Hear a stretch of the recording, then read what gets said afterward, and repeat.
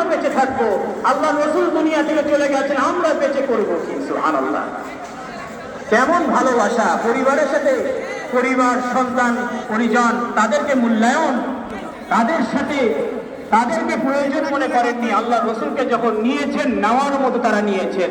দুনিয়ার সব একদিকে, সাইয়্যিদুল আম্বিয়ার ভালোবাসা ছিল অন্যরকম। সুবহানাল্লাহ বলবেন না? কষ্ট হচ্ছে আপনাদের? প্রিয় ভাইয়েরা, রাসূলুল্লাহ সাল্লাল্লাহু আলাইহি ওয়াসাল্লাম দুনিয়ার হায়াতে ছিলেন। আল্লাহ রসুলের নিরাপত্তার জন্য উহুদ পাহাড় দ্বিখণ্ড হয়ে রাসূলুল্লাহ নিরাপত্তার ব্যবস্থা করে দেন।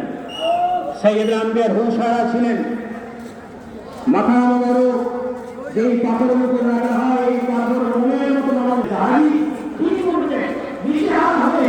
আল্লাহ রাসূল সাল্লাল্লাহু আলাইহি ওয়াসাল্লাম ওই ধূল ওই রক্তগুলো দিক বাই দিক খেয়ে ফেললেন। সাইয়্যিদুল আম্বিয়ার হুঁশিয়ারে আসলে জিজ্ঞেস করেন, ও আমার সাহাবী, ও আমার সাহাবী, ও আমার সাহাবী, আমার এই মানুষটা আশিকে রাসূল, এটা কেন মনে হয় না? দুনিয়ার মানুষের দল করলে তাকে দেখলে বোঝা যায় এই লোকটা এই দল করে, আর আমি বলছি আশিকে রাসূল, কিন্তু আল্লাহর রাসূলের কোনো সুন্নত, কোনো আদর্শ আমার মাঝে পাওয়া যায় না। আমি আশিকে রাসূল সেজে বসে আছি। প্রিয় ভাই, আল্লাহ তাআলা আমাদের সকলকে রাসূলুল্লাহর সুন্নাহকে হৃদয় থেকে ধারণ করার তৌফিক দান করেন।